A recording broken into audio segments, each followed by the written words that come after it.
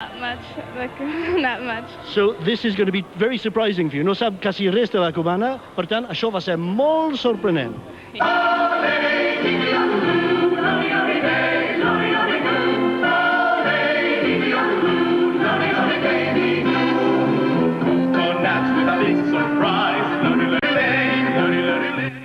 Passarem ara als camerins per preguntar als actors quins són els diferents significats de Nuts.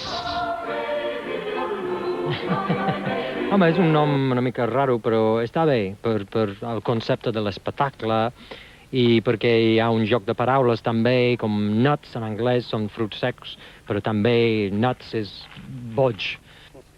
Nuts en anglès també volen dir... Collonets. Com dius? Collonets. Collonets. Has estat en algun teatre aquí a Barcelona o a Catalunya? Yes, I have. We saw De Gaulle, yes, and we also went to an outside park, you know, where they had a stage set up with all sorts of variety acts, and it was wonderful, yes.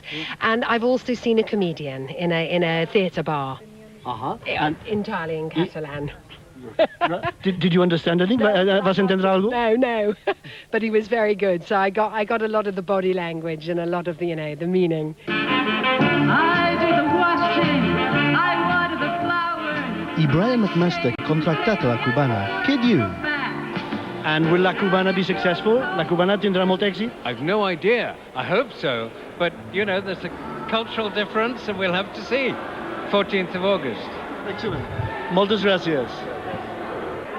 You're not allowed to take pictures in there. Do you know that? You're not allowed to take pictures in the auditorium.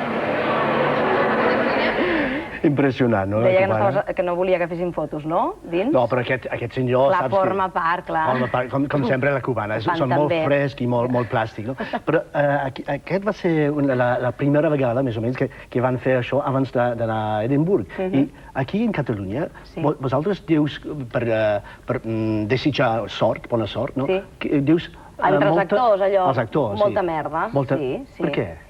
Jo tinc entès que ve de fa molts anys, quan la gent anava al teatre amb carruatge, amb cavalls, aleshores si havien anat molts cavalls i molts carruatges, aleshores pel camí trobaves molts excrements.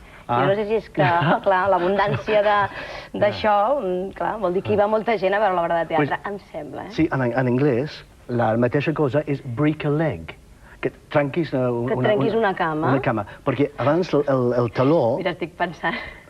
Ja, però sembla... Quan sortia i relliscava, no?, amb els excrements. No, això no és aquí. En Gran Bretanya sembla que ven de Google, jo vaig mirar en Google, no? I en Google va posar que una leg és la corda que pujava i baixava el taló. I si pujava i baixava molt, es trencava. Volia dir que eren molts aplaudiments pels actors. Molt bé. Doncs moltes gràcies. A tu. Ens veiem la setmana que ve, Brandon, que ja ve el cap de setmana. Bon cap de setmana. Igualment.